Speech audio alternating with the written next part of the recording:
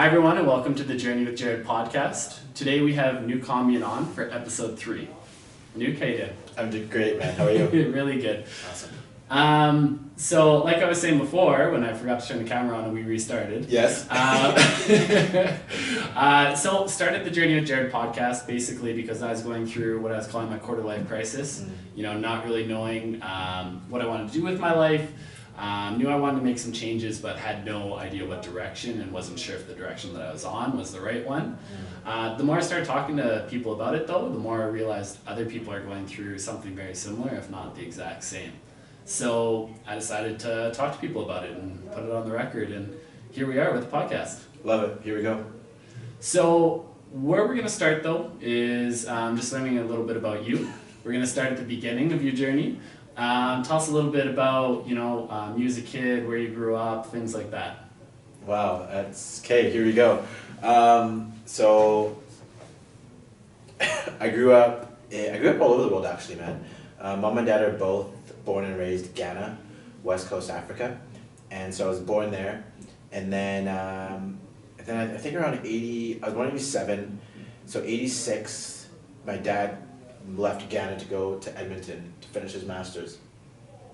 And then within a year of me being born or so, Mom and I moved to Edmonton to be with Dad. And so then we were there for 5 years. My sister was born in Edmonton, 89. Then we all went to California for 2 years. Dad finished his PhD, then came to Calgary, 3 years. By then, middle of grade 5, we kick off to the Middle East.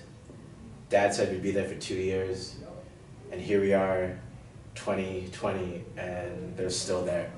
So, and then along there, pepper in like going to Thailand and Singapore and traveling all over the Middle East for rugby and what have you. So that was with rugby or for family vacations? A little bit of both. Okay. A little bit of both. Yeah.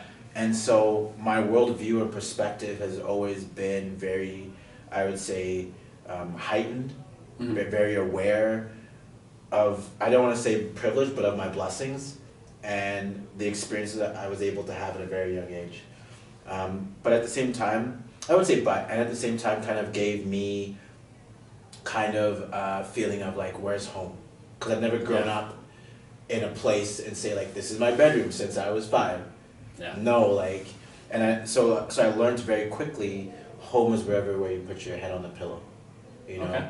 And also that family doesn't always have to be blood. Family sometimes can be some of your best friends. Family, there's definitely that element of chosen family and then your blood family. When did you kind of come to those realizations? I would say definitely once I left high school and I was on my own, and I graduated, I went to cooking school, PEI, and again, you just learn that, that family can't always be around. Yeah.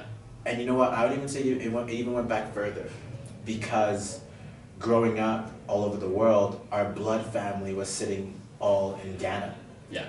So a lot of the friends that I made weren't of my complexion. Yeah. And some of those people to this day, I have nothing but love and respect for. So I would say subconsciously I was aware of it back then, but it didn't really kick in until I was literally on my own, 18, 19, figuring things out for myself, and you realize, okay, this is what it means to be on your own, and again, sometimes family isn't always blood. Yeah, I love that, and just hearing, having that positive attitude about it too. And when you look back on it, are you glad now that you traveled around so much when you were young? Yeah. 100%, dude. And again, it gave me a great foundation to know there's more out there than what is currently in front of me. I think for a lot of people sometimes they're not aware of what's out there, and they think that what's in front of them is just the reality. Yeah. And I think that can be not a scary place, but it can be an unfortunate place because there's so much out there. Yeah. Right? And your willingness to be okay with that says a lot about your character. For sure. Yeah. And so when you were a kid, what was your dream job? What was the answer to when you grow up, what are you gonna be? 100%, man. There's a lot of things, dude. I wanted to be an actor. Okay. I wanted to be a fighter. I wanted to fly. Dude, I remember my dad taking me to an air show. Okay. And seeing a stealth bomber, all black. Yeah. Sitting on the tarmac, and then it was getting ready to take off, and maybe it was either an F-15 or an F-22, taking off, and you see it soar, then you watch it take off, and I was like, I want one of those. Yeah.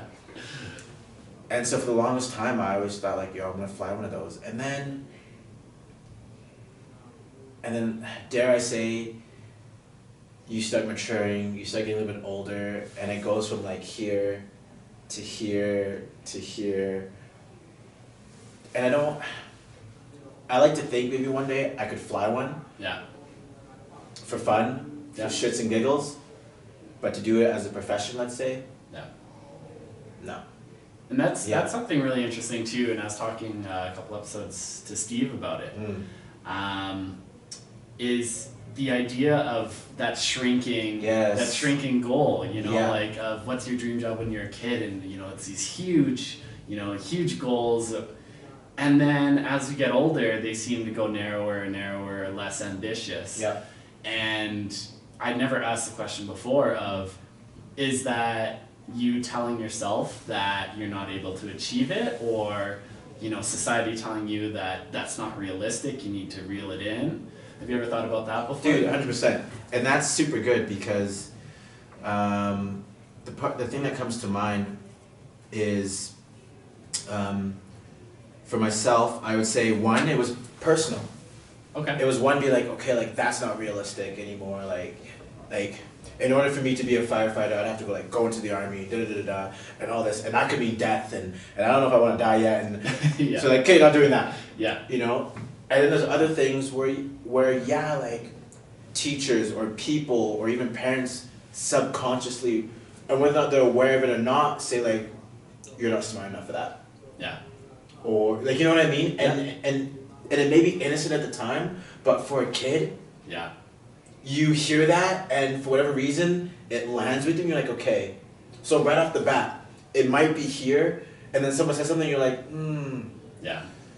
Right? This adult, this person that knows more than me. Exactly. They're more believable than I am, and so if they think that I can't do it, then obviously that's not realistic. And for so sure. I need to change. Yeah. Right? Yeah. And again, I say that knowing full well that sometimes these things are said in passing or as a joke or whatever the case might be. However, at that age, we're so impressionable, and I don't think enough of the people that are in leadership positions or teaching or coaching positions are aware of how powerful the words are. For sure. Because I think those the people that are in charge at such a young age should be just blowing up our confidence in healthy ways, so that then we can be like, yo, I have the self-image, I have the wherewithal, I have the ability to do literally whatever I can imagine in my head. For sure. Yeah, like the saying that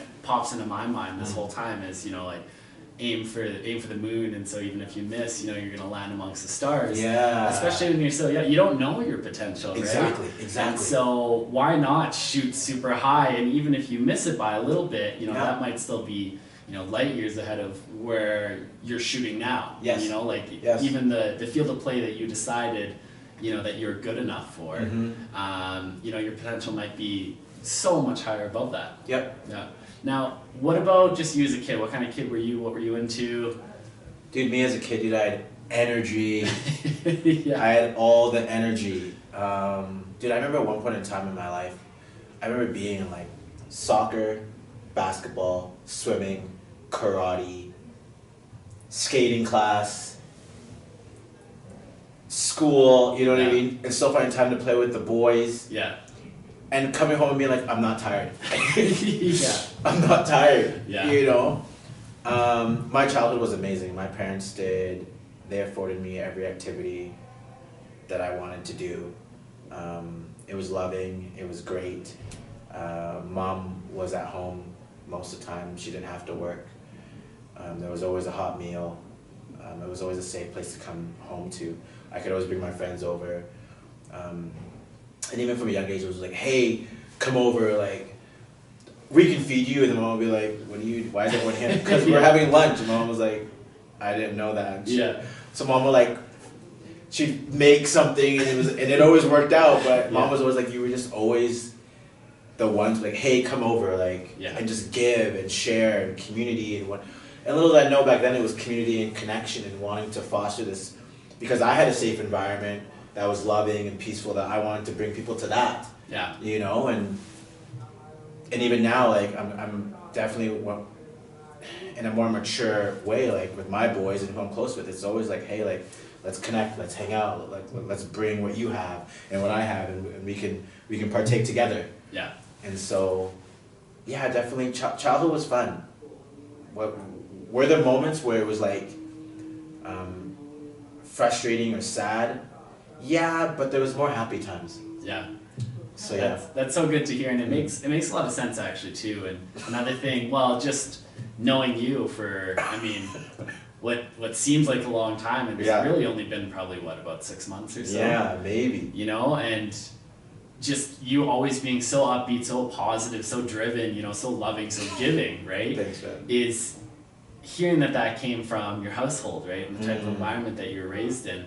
And that was another thing of once I started realizing it, of just how much we take away from our parents. 100%. Right? And sometimes people will go automatically the complete opposite way, but that's still, you know, as influenced as you can be from your parents. Right? For and sure. So, yeah. And dude, I love that you brought that up, because I would say a lot of who I am is from my parents, mom and dad.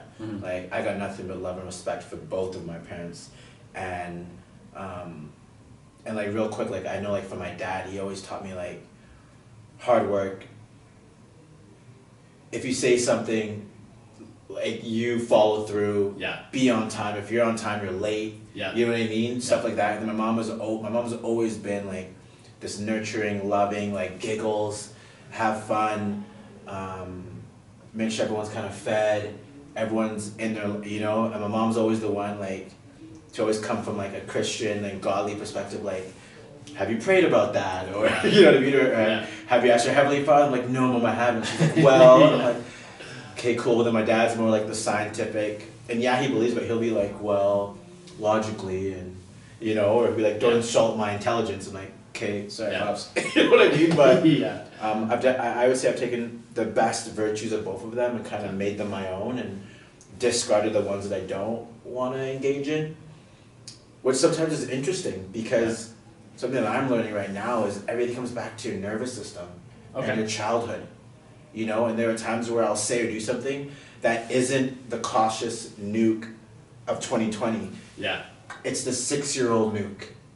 You know what I mean? And it's becoming aware of that and being cautious of that decision to now be intentional about my decision making now. I don't know if that makes sense. Understanding where, you know, what's going into that decision, and, you know, not just at the surface level of, you know, what experiences am I bringing, who am I showing up as in this, you know, in this decision. Makes a ton of sense, Amen. So what are you doing now? I'm hanging out with you, man. Doing this sweet podcast. Or do you mean like outside of that? Outside of that, dude, I'm doing so much, man. So, you're aware of our King of Hearts initiative, our men's mental health, which is awesome, and I don't even know where to start with that, but... kind of tell us the story of how that started.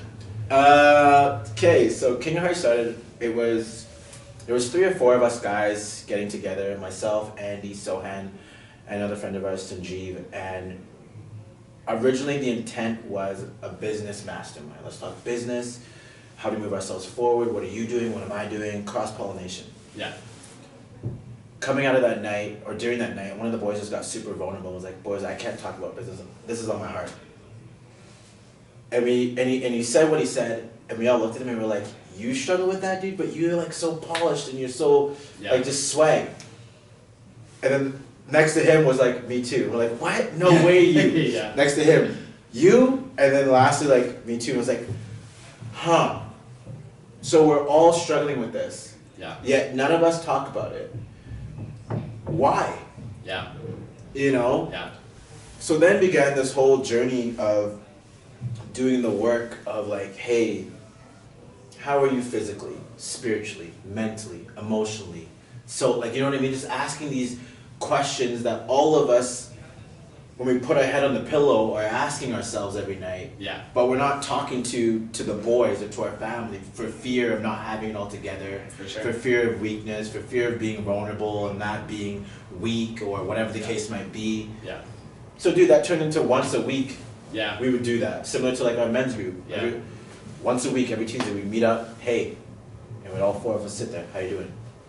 Physically, spiritually, go through it. And hey man, you want to talk about anything? Very similar to what we do with our men's group. Yeah.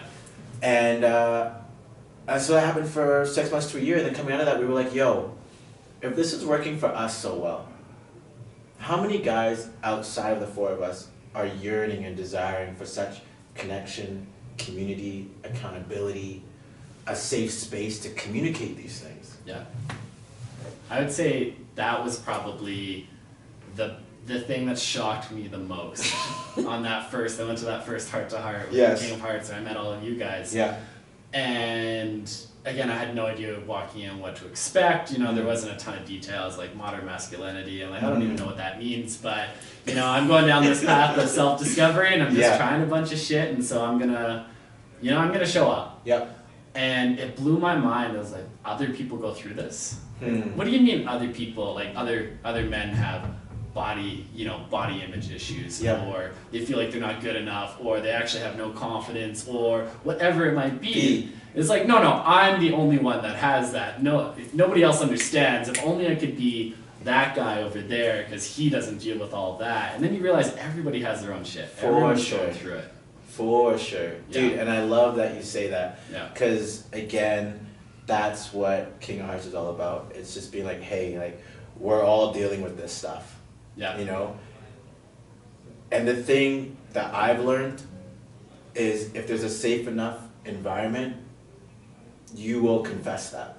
Yeah. If it isn't, especially for a guy, you won't, because that is a reflection of your masculinity, and and the tape player goes, and then, right? I think that first step too is so tough. Go on. Of, like you said, when you guys were in a group and just one of the guys just, I can't talk about business. I have this in my heart. And I need to bring it out.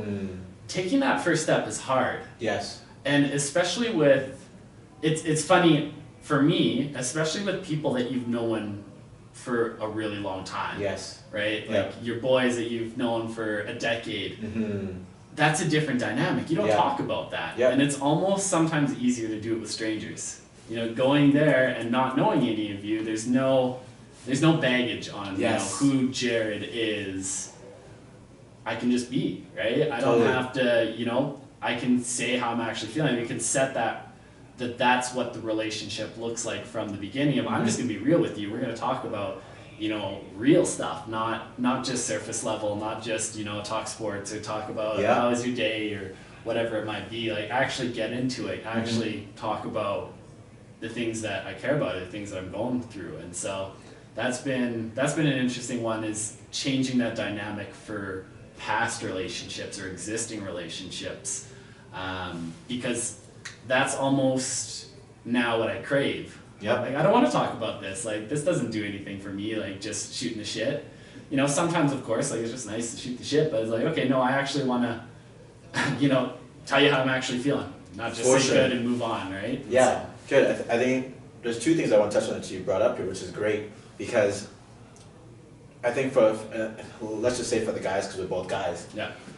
You know, when you're hanging out with the boys, there's a certain assumption that, hey, when it's in a group setting with all the boys, that stuff is too vulnerable and or they don't want to talk about it. Yeah. We're with the boys, let's keep it light, let's keep it fun, shits and giggles, that's what it is. Yeah. Versus maybe if it's one-on-one, you might disclose a little bit of that deeper stuff because, you know, you don't want all the boys to know that, hey, I'm struggling with body dysmorphia. Yeah. You know, because I can say for me, that's what it would have been in the past. You know? And on top of that, it was like, I don't know what the boys are gonna think. Yeah. Right now, the boys think I'm this cool guy That's why we're friends. I'm cool. I don't talk about my stuff. You don't talk about your stuff. Okay, cool. That's what it is. You know, and slowly and surely I've learned, like, yo, the boys that are your boys, they're the ones that will probe me and be like, yo, man, like, how are you actually? Yeah. Like, outside of you killing it in your world, how are you internally? Yeah. And that's who I've chosen to be my boys now, that are willing to be like, dude, like, you good? Like, what's going on? Yeah. Because you know those are the guys that care about you, and they're not just there for the tea party. Yeah. No. Right? They're there when you just got your heart broke, Yeah. and you want to bawl your eyes out, and they're like, yo, I got you, man. Here's your shoulder. Get on it. Yeah. Those are the boys. Yeah. So I love that you brought changing your dynamics versus just keeping the past. But then also, man, like this, this is from a documentary, not documentary, Justin Baldoni, his series. Okay. And one of the, forgive me, the doctor, the professor was saying that for guys, man, guys will, and don't quote me on this list, but barber, bartender, priest. Have you heard of this? Yes, yeah. They'll rather talk to those three before talking to anybody in their family. Yeah. Or even the boys. So, and you alluded to it. With those three, I can verbal diarrhea to you everything, and there's no accountability. You won't really gut check me. Yeah. And most likely you don't know anybody that I'm talking about, or you won't relay what I just told you. Yeah. So right off the bat, that tells me that guys are wanting to talk and get it off their chest. Yeah. However, there's not a safe enough environment in their life where they feel that they can communicate that and their masculinity not be challenged. For sure. That's the caveat. Your masculinity won't be challenged. And I think that's such a tough one too, right? 100%. You're always told, like, no, you gotta be strong, you gotta be tough, you gotta not show emotion, unless it's anger. Yes. Right? You know, that's really the only acceptable emotion is anger. Yes. Right? And when you're talking of almost like showing up as a character, right? To whoever it might be, like, I am this character, and that's how people see me, and that's how I need to act. I can't break that narrative, right? Yep. So that one really hit hard for sure. Yeah. I think one of the biggest ones for me too was when I first heard of the King of Hearts and I first came to that first meetup. I was surprised there were women there. Yes. Right, and that was a big one. Feeling safe, feeling in a safe space of, okay, well, I can't be vulnerable in front of women. Yeah. You know, they're not going to see me as manly. Yeah. Yeah. Right? And so changing even that dynamic of what is a strong man or what is manly, right? Exactly, dude. Yeah.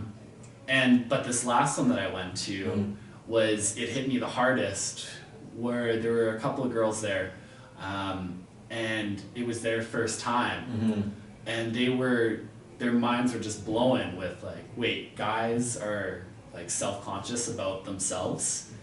Like just they didn't even think it was in the realm of possibilities. Right? And just how far away that is from the truth. Yep. So I'm really glad that you're doing some of that work. We're trying, man, and again, like, and for me the challenge right now is trying to think back to where that narrative started for me. Like was it in elementary? Was it in junior high? This notion that only guys or only gals have doubts or insecurities. Yeah. Boys don't, you know. Only women cry, men don't. And I'm like, now it makes so much sense because I'm like, that's not the way you were born. Yeah. We were born with every single emotion. Yeah. We're born with only two fears: loud noise, fear of falling. Yeah. Everything else is acquired. So in my mind, I'm always trying to think like, where did that happen for me specifically? But then two, moving forward, whenever I get around kids especially, I'm always trying to pour belief and love and not speak doubt into them. But to be like, hey, like, dude, you're allowed to feel that, man. Get it out. Yeah. Because that's the reality of it. I don't want you to squash something for fear of you expressing yourself. Yeah. Because then it only leads to you being an adult and not expressing it. And then what happens? When life happens, you revert back to your nervous system of a 6-year-old. Yeah. So I'm in a 30-year-old body, but I have the emotional intelligence and capacity of a 6-year-old. Yeah. disconnect. For sure. And so you guys have done a couple workshops with high school kids. Yeah. Tell me about those. Like how did they? Some of the things that you did with them. I mean, that's a tough age, right? You know. Yeah. All of us that went through it is such a hard age, and Totally. especially topics like this. Yes. Right. Tell me some of the things that you did with them Okay. and some of their reactions. Cool. Yeah. So one of the exercises we did was we talked to them about our version of the King's Code, Okay. right? And again, don't quote me on this. I'll remember it word for word. But like one of them would have been like, a king says what he means. And yeah, says what he means, and if he says he's gonna do something, he follows through, Yeah. right? And then we got the guys to be like, okay, like what does that mean to you? And they started listing off things, and you know what I mean. Then another one was a king is all about community and taking care of his own.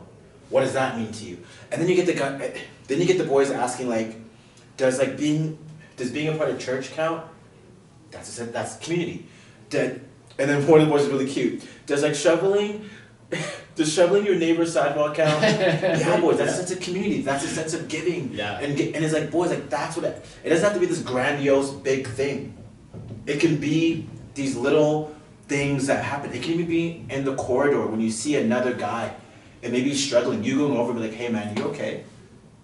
That counts as well. And you see these guys like, okay, like it doesn't have to be this weird, awkward thing that guys don't show emotion. Yeah. Because literally that's where it's starting. It's fostering there. A cool exercise we did was eye gazing. Yes. So we got these boys in 2 rows and got them to eye gaze.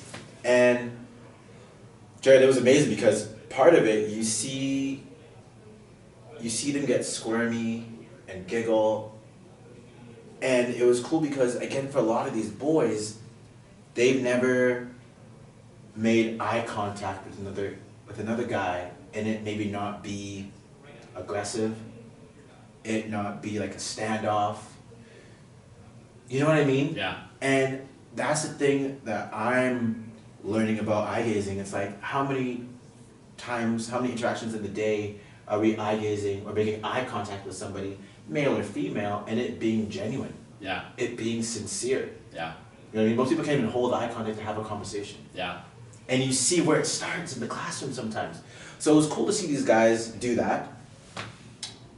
And then it was very interesting because at one point in time, we got them to reach over to the opposite and be like, hey, I see you. Yeah. And I'm here for you. And you got some boys that were like, no, not doing that. Yeah. No. And it was like, okay, cool, like we respect you, not gonna do that, you know? And then you got other guys being like, no homo, but I got you. And it was like, boys, no one said anything about that. Yeah. So you can get rid of that verbiage, because no one said anything about that. Nobody cares about that in this context. Yeah. This is about looking at another man, another king, and be like, hey man, I see you, and I got you. Yeah. What does that have to, you know what I mean? Yeah. And you see a lot of them be like, okay, sorry. It's like, yeah, all good, innocent mistake. But again, this is where it starts. Yeah. These humble beginnings, because then guess what? If we hadn't, for him, it would have been like, huh, that's okay. Or that's the narrative, that's the tape that keeps getting played. Yeah. So coming out of that exercise, we asked the boys, hey, who was awkward? Yeah. Who felt giddy? They all put their hands up. Yeah. And like the joke between myself, Andy, and Day at the time was like, haha, we were watching and it was weird and awkward. Yeah. You know? Yeah. And with that being said, we're like, boys, you're allowed to feel these things. Yeah. It's okay that it's awkward. It's okay that it's awkward. It doesn't get, and I told him, it doesn't get any easier. Yeah. Now throw into the fray a girl that you like. Yeah. Oh yeah. And it's like, Yeah. right? But what we were saying is, boys, feel what you feel awkward, feel scared, have butterflies, but you still do the right thing regardless. For sure. Brother, I got you. Yeah. I see you. Yeah. With that eye gazing, it was, I had always considered myself, I'd always heard the look at someone, look someone in the eyes when you're talking to them. Yeah. I'd always heard that, and I thought I was pretty good at it. Yeah. And then, I can't remember where it was specifically, but we did an eye gazing exercise. And the difference of actually staring at somebody like especially another man, in the eyes Eyes. and not saying anything. Yes. Like the emotions that go through your mind are crazy. Like the first one, I was totally squirming on the inside. Like I was like scared. Yes. This is the weirdest sensation I've ever felt. Right? Why is that? I can't remember who said it. It might have been Dea said it to me, but it's basically you can almost, when you're doing that, see the emotion or see the person's soul in behind that. And there was a lot of fear. And there wasn't any mask to hide it.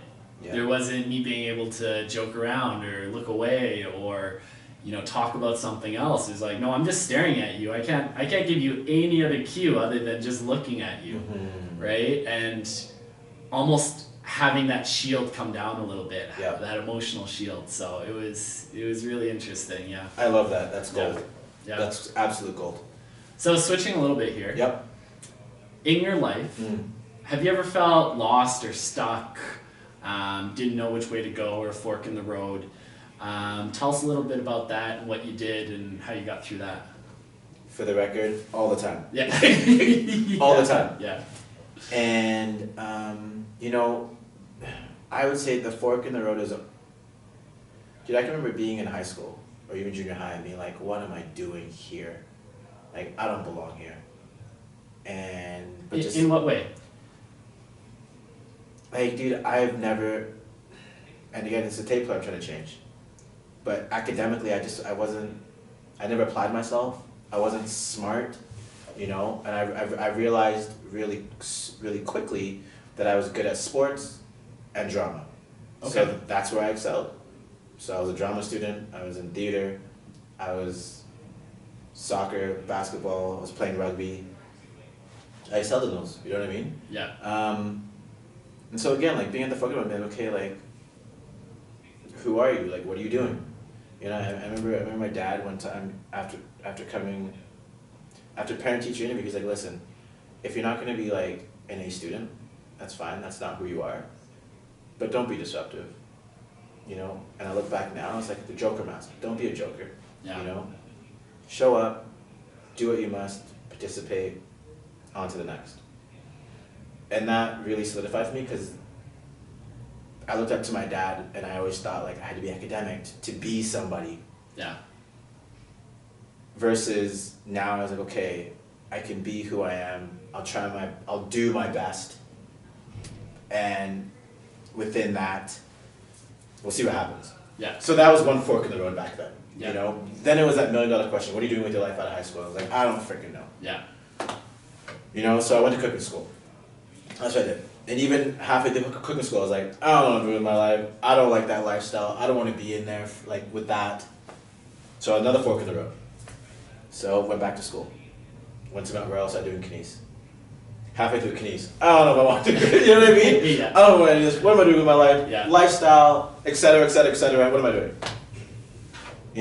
And Jared, I can tell you even now with King of Hearts, with working at Lululemon, with being at National, with working on entrepreneurship and mentorship and what have you, with coaching with Andy, dude, all the time I'm asking myself, what am I doing? And the one thing that always comes to mind is this bringing me closer, for me? Yeah. Is this bringing me closer to truth, love, and positivity? Okay. Right? And I figured out real quick, those are my 3 words. Also, my motto is aspire to inspire before I expire. Okay. I figured that out a long time ago. And ever since, Jared, that's kind of been my North Star, my compass. How did you find those 3 words and that motto? Well, that's good, it's good. Those 3 words, dude, I would say love and truth, definitely some biblical terms, but they can also be universal. Right now, the faith that I believe in, Christianity, reading that and just, just distilling that information out and pulling out of it, love and truth. And I love that because that doesn't need any major religion. It doesn't, everybody's looking for that. We're all looking for that. We all want love in some capacity.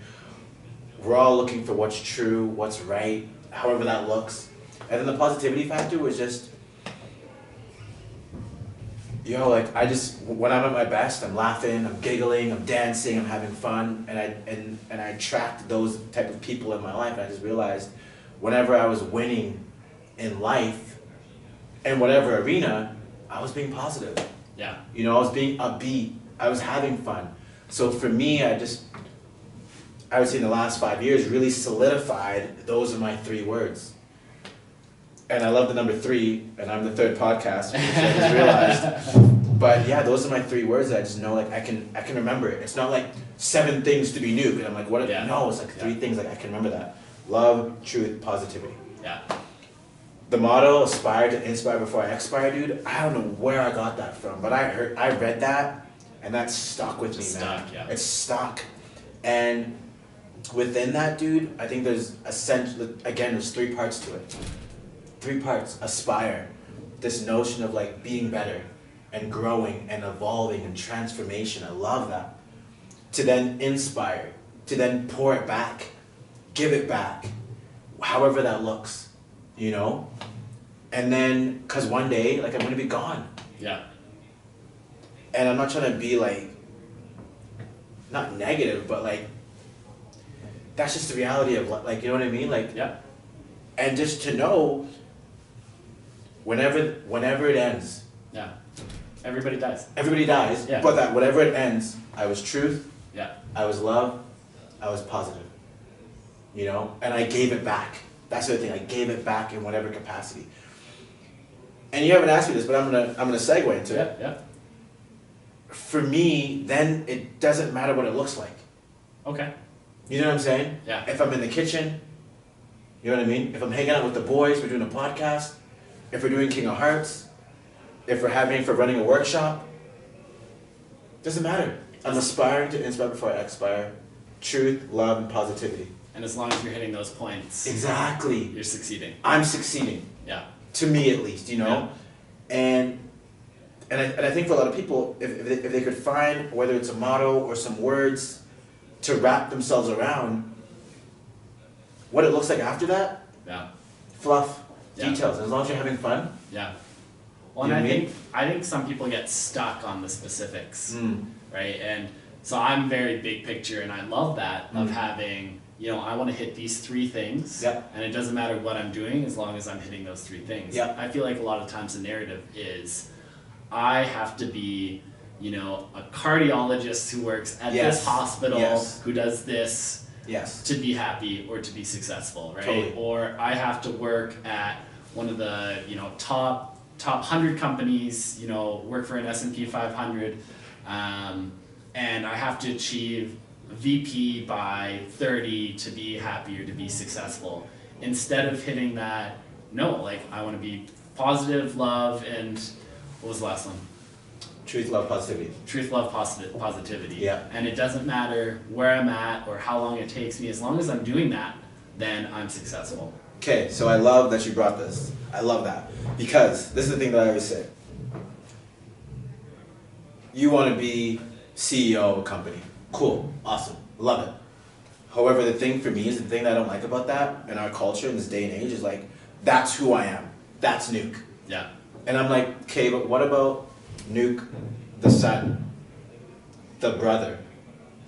You know what I mean? Yeah. The best friend, the lover, the soccer player, the cook, the artist.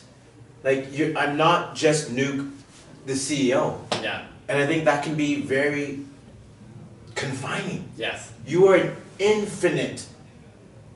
Yeah, you're an infinite being. Yeah. Right? And when you pigeonhole yourself to just one thing, it's like, Yeah. I think that's a scary place to be, because then guess what? If this gets taken from you, Yeah. there goes your self-worth, your self-image, And that is so destructive. yeah. What were you gonna And say? no, I was gonna say is that was one of the biggest things that hit me was realizing that true self-worth and true worth don't come from external. 100%. They have to come from inside. Yep. Because if you assign, all of your self-worth, your entire being to Nuke the CEO, Yep. that can disappear. Exactly. And then what, right? And if you have that internal, you know, that internal wealth or self-worth of no, like, you know, I'm me and that's good enough. Yep. No matter what I'm doing. Exactly. It doesn't matter what happens on the outside because you can't control that, right? Exactly, dude. And then guess what? Once you know, we'll just say with it, truth, love, and positivity. Yeah. Once you embody that, whatever you do coming out of that in the material world, you'll only just manifest abundance. Yeah. Because one, that's true to who you are, and two, it's like, man, like this is this one thing that is a component of Nuke. It's not the whole picture. Yeah. Something else I want to add is, I always tell people, figure out what season you're in. Yes. And I think I've told you this before. You said that to me. Because this is the thing, right now, single, by the way, no, but single, working on these projects, you know, I can afford to have truth, love, and positivity, you know? Enter into the fray a significant other, kids, that's gonna change. And that's okay. And I think sometimes people aren't willing to change and tweak enough. Yeah. Right? They fall in love with the narrative and I have to stick to it. And that's it. Yeah. And that's it. I'm the CEO. No, well, you know, or that's just the way I am. Yeah. No, Yeah. that's not the way you were created. Yeah. You know, you have a full array.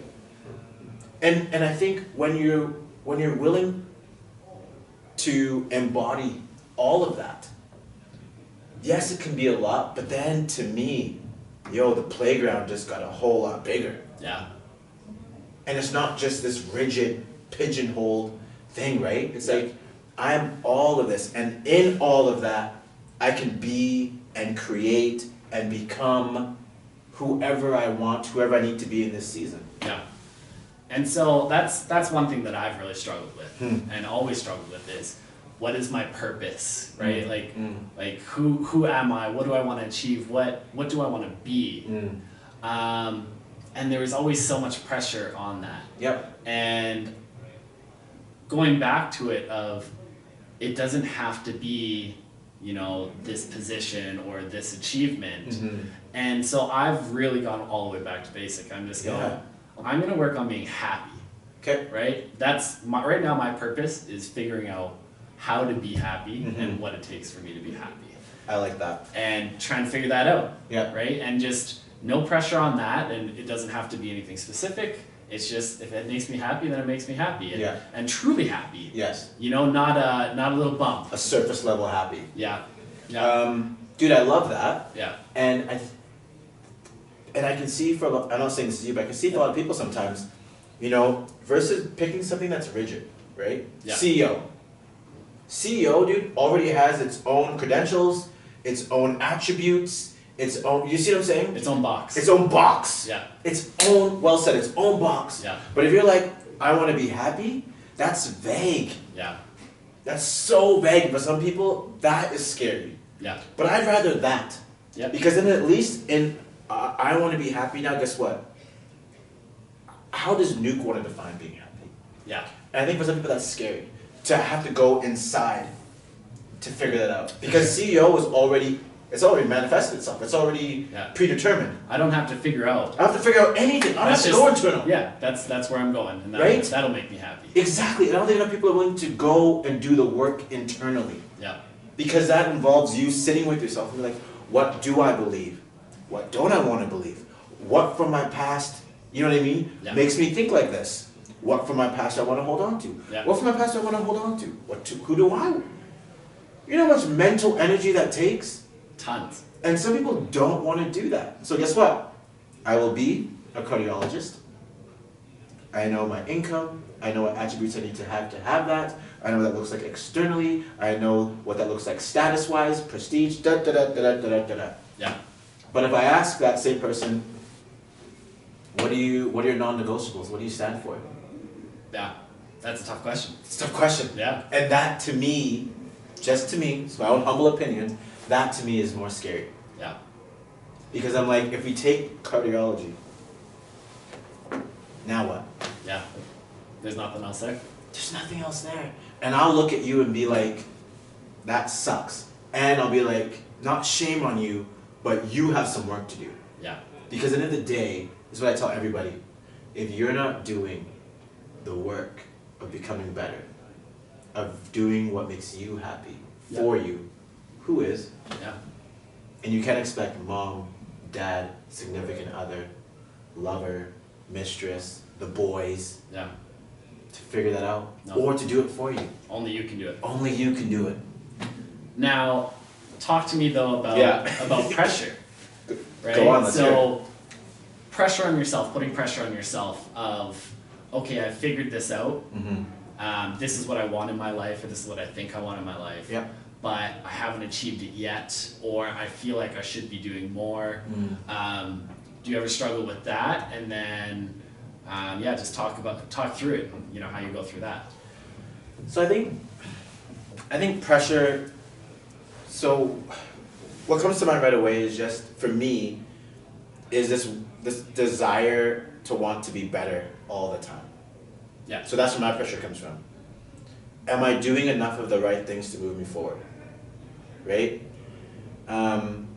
Pressure externally doesn't bother me as much.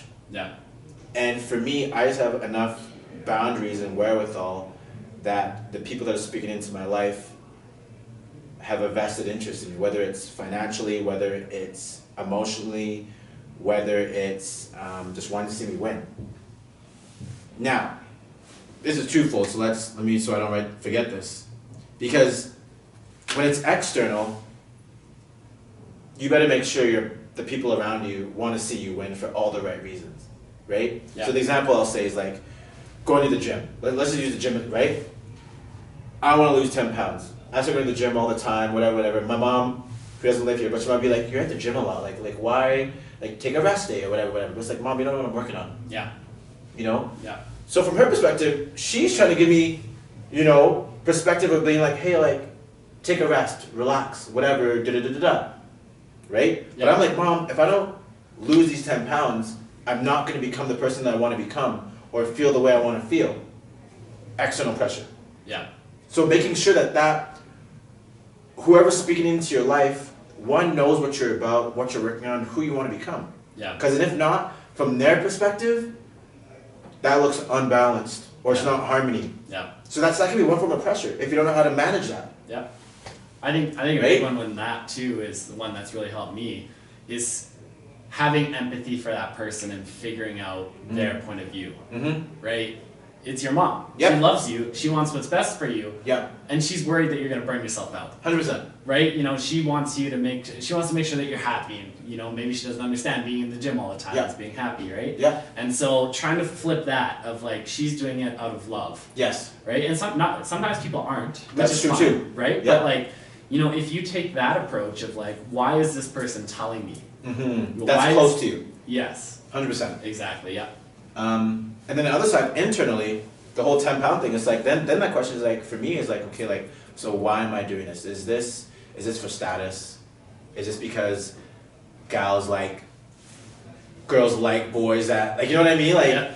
Am I doing this for like genuine wellness and well-being and release of endorphins and da-da-da-da-da, you know what I mean? Yeah. That internal pressure. And once again, at the end of the day, I think the other terms that come to mind is internal, external motivation. Yeah. Right? And just that harmony, that ebb and flow of like, and I'll speak for myself, the question is always, am I doing enough of the right things that are going to help me move me to be better? Yeah. To aspire, to inspire, that are truth, love, and positivity. Because then for me, and I come back to this again, because to me, once you figure out who you are and what you stand for, you just run every decision through that. Yeah. If it doesn't come out, Yeah. you don't do it. Yeah. And if you do it, just know then it's going to look different than truth, love, and positivity. Yeah. And be okay with that. Yeah. Don't turn around and be like, oh, why is the world doing this? Yeah. It's like, no. You made the decision. You made the decision. Yeah. And this is the beautiful consequence of that. However that looks. Yeah. Yeah. Does that answer your question about pressure? No, for sure. Yeah? Okay. And so just switching up a little bit of something that I know that you're very passionate about is goal setting. Yeah. Right? And you run workshops, you've done it for different companies. I've told you several times, I'm terrible at goal setting. I hate it. I don't want to do it. I'm just bad at it, right? Yeah. But I think that it's so helpful for so many people, and especially you were one of the first people when we actually talked about it. It made sense in my mind. Okay. Of like, okay, it's not just like we talked about that rigid. I have these 3 goals and that's it. That's the end of it. Yeah, right? yeah. So just talk to me about goal setting, how you approach it, some of the advantages that you've found and that's helped people or yourself. Okay, so I love goals. Why? Because it just gives you a North Star, a compass. And once again, let's figure out what season you're in and let's make goals around that. I think, and you highlighted something really well. A lot of people think goals are so rigid. It has to be this, all or nothing, if not, did it. And I'm like, no, the whole point of the goal was to get you moving so that 6 months from now, you are further along than if you hadn't set the goal. And that's great. To me, that's the goal. Yeah. You hitting the goal is the cherry on top. Yeah. And I tell anybody that I talk to about goals, I hope you don't hit your goal the first time. I really don't. Because what I want, and what the universe wants, this is me being selfish, what the universe wants from you is to see whether or not you're for real. Yeah. That's 1. And 2, who do you become through all of that? Yeah. And I think that's one of the biggest problems with goals, and a lot of people, that a lot of people fall into, is they go, is 1, either way too extreme, right? And so it's so far out there that there's no way that they're going to achieve it unless they're absolutely perfect. Yep. And then, they feel down on themselves because, I wasn't perfect for 6 months straight, and there I didn't hit my goal. Or losing motivation halfway through of, okay, there's no way that I can hit it now, I'm too far behind. Or the opposite of making it so easy just as like a little ego boost. Yep. Like, I know that I can hit this no matter what, and so I'm just going to do it to tell myself, like, good job, I hit a goal, even though I know I actually put in 0 extra effort to get there. Or it didn't stretch you, it didn't grow you. Because this is the thing that I say.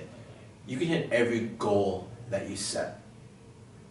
But when you put your head on the pillow, if you're not in love with who you are, who you're becoming, who's in your life, that to me is a disconnect. What's the point then of hitting every goal? Do you see what I'm saying? Yeah. And to me, that's the shadow side of goals sometimes, right? And you see it a lot. You see it a lot in athletics sometimes, that people are hitting these goals and look great and they got muscles and da-da-da-da-da, but it's like then you look at their life outside of that. Yeah. And you're like, it's very one-sided. Yes. And I believe goals, you should have goals in every area of your life. Spiritual, physical, mental, cognitive, relationship goals, whatever that means, right? Because again, it's just setting up a boundary for you, right? So it's like, in the next 4 months, these are the things I want to accomplish, okay? So if one of them is saving, let's say I want to save 5K. And you have all the systems in place to save 5K. And then it's like, yo, Jared, dog, we're going to Vegas, you in. It's 5K. Well, you have a decision to make right now. Yeah. And to me, it's easy. Yo, I'm working on this in this season. I'm saving 5K. Little do they know it's not for Vegas. But the universe wants to see, hey man, are you for real? Yeah. And again, you have a choice to make. Do I take this money that I've saved, or that I'm saving, and go blow it? Or, hey boys, love you, but I can't do it. Let me know next time. Yeah. Boom. Yeah. There it is. But if you didn't have the goal of saving 5K, hey, we're going to Vegas, emotional decision, let's do it. Yay! Yeah. We come back from Vegas and we're like, man, we are worse, we are more, we're worse off than we were before we went. Yeah. Right? So at least just having a goal just gives you a boundary or a safe space to operate in. And guess what? Hey, you know what? That 5K I was saving for, I didn't know what it was for. But hey, let's go to Vegas. Yeah. Cool. Yeah. Now guess what? You're not breaking the bank. Yeah. You're not going into debt. You're not using your credit card. You're not asking mom and dad for money. So like for me, I love goals because it just gives you a safe space to play in. Mm-hmm. Yeah. And like to touch on advantages, I think for a lot of people, they don't like goals because it forces you to take ownership over your life. Okay. It forces you to be. It forces you, to be intentional, to be purposeful, disciplined, dedicated, right? Mm. And dude, I love goals because my mentality is always this: I'm putting work in when everyone else is playing. Yeah. So then guess what? When the crop comes up, don't look at me once and be like, you're lucky. Yeah. God loves you more. The universe, mom and dad money. I don't know. We were putting in work when no one was looking. We were putting in work behind these doors while everyone else was playing PS3 or whatever they're doing out there. Yeah. So don't look right now at the success and the abundance and be like, no. Yeah. Right? And that's what it looks like. Yeah. And most people aren't willing to do that. Because guess what? There's not always the lights, the camera on you. Yeah. That's Monday through to Sunday. That's 24 hours a day. Putting in the work when no one's watching.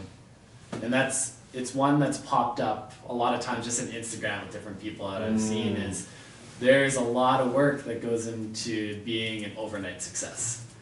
Right? Well said. Right? Well said. You know, and then, you know, talking, you know, hearing people, super successful people talk about, you know, they didn't see me for the 10 years before this, putting in work behind closed doors, you know, all the no's that I got, all the missteps, all the failures that I had, they just see, all of a sudden, you know, they've popped. Yes. Right? And so, overnight success. Right? And and again, this is why I say seasons, Jerry, because this is literally, dude, like, when you're planting, right? Yeah. When you're planting seeds, it makes no sense to everybody else. But you're planting seeds, you're putting in work, building, right? Yeah. That's your season. A lot of work. No rest. But then guess what? Once your seeds are ready to go, there's going to be a time of rest. So now guess what? You can now let that rest and do its thing and have faith and what have you and let it be. Now you can go do something else in your resting season. But then guess what? Come fall, we got to harvest. Yeah. Right? Yeah. We don't neglect this, but you know what I mean? Every once in a while, we're making sure there's no rubble on the soil. We're pulling out the weeds. Yeah. You know what I mean? Plant starts coming up. Okay, cool. We make a little bit more room. We trim it. We prune it. Cool. Harvest comes. Okay, back to work. Right? Yeah. And we're back at it. And that's the new season. Then we harvest. Right? That's work. Then guess what? Another season of rest. Now it's winter. Right? So, again, you got to figure out your season. Because I'm sure harvest is looking at winter and be like, you're so unbalanced. Yeah. Yeah. Right? You never do any work. Yeah. And winter's doing the exact same thing. All you do is work, you never rest. But here's the beautiful dichotomy of that. Because the soil needs time to rest. Yeah. I think that context is so important. Right? That's why I always say pick a season. Yeah.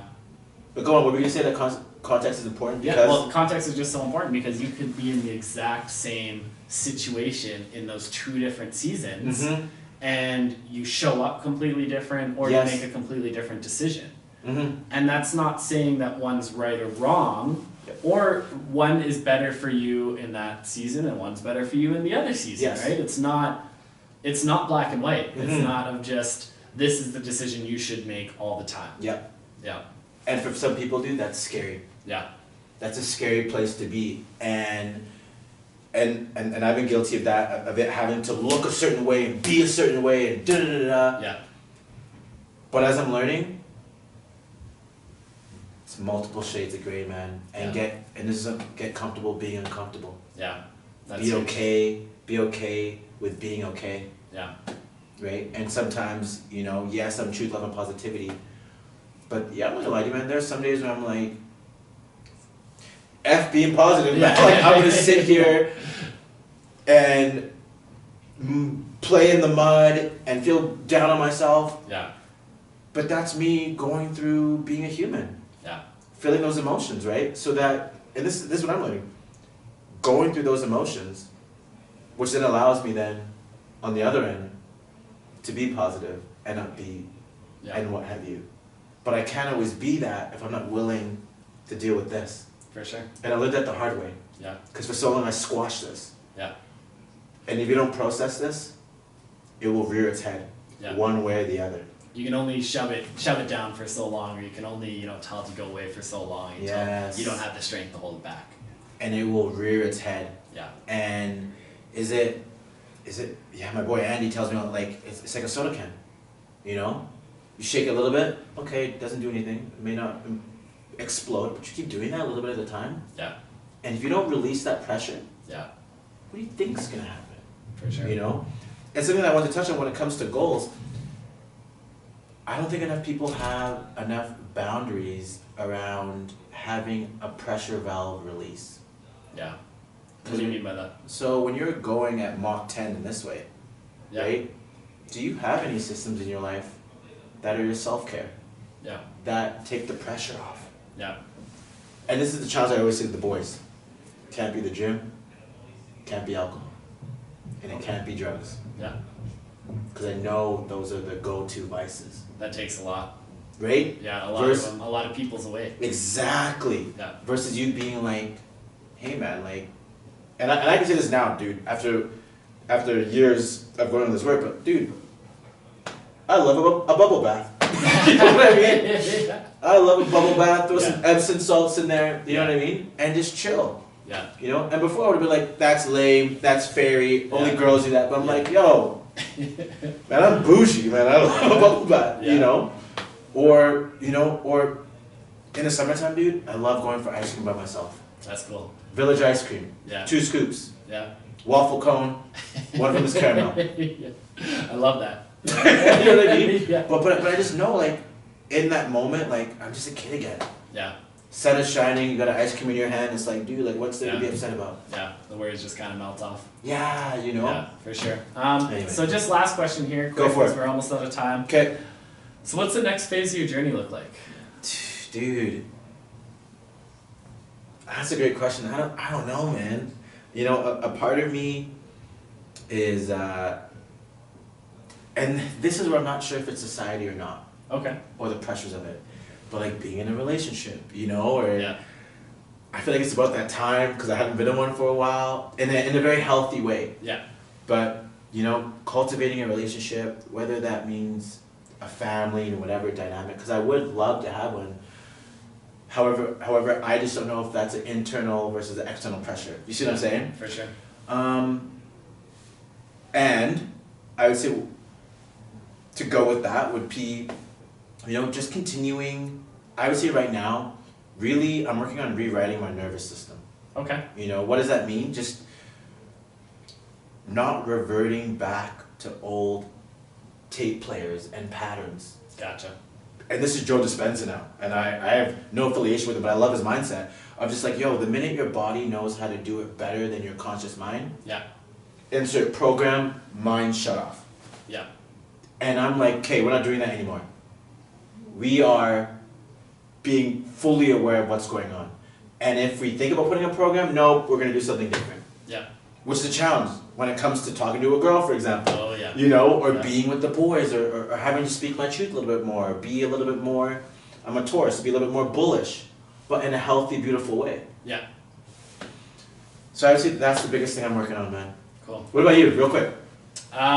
Just continuing on, trying to figure my life out, and just trying as many things as I can. Yeah. And like this podcast, which is awesome. Honestly, like that's just me, is trying to take that next step and really step into that unknown and really that uncharted territory that I've never been in my life. Yeah. And because I'd been held back from fear. And the big one is I needed to take this step to even know if I liked it. Totally. Right? And so you don't know until you try. And so right now I'm just really trying to throw myself into as much uncharted territory as possible and figure out if that's actually what I want in my life. So I love that. Yeah. And before we end it, I just want to commend you for being willing to do the work, because that's a scary place to be. Yeah. And just to take this on and to have me on is amazing, and I cherish it, and I wish you all the best in this podcast series. So thank you. Yeah, man. Anything that we didn't get to that you wanna say? No, man, I think that's all. And maybe if it comes up, I guess we'll have another podcast session. Yeah, always. Yeah, man. It's been fun. Thank you. Man, thanks so much. No worries.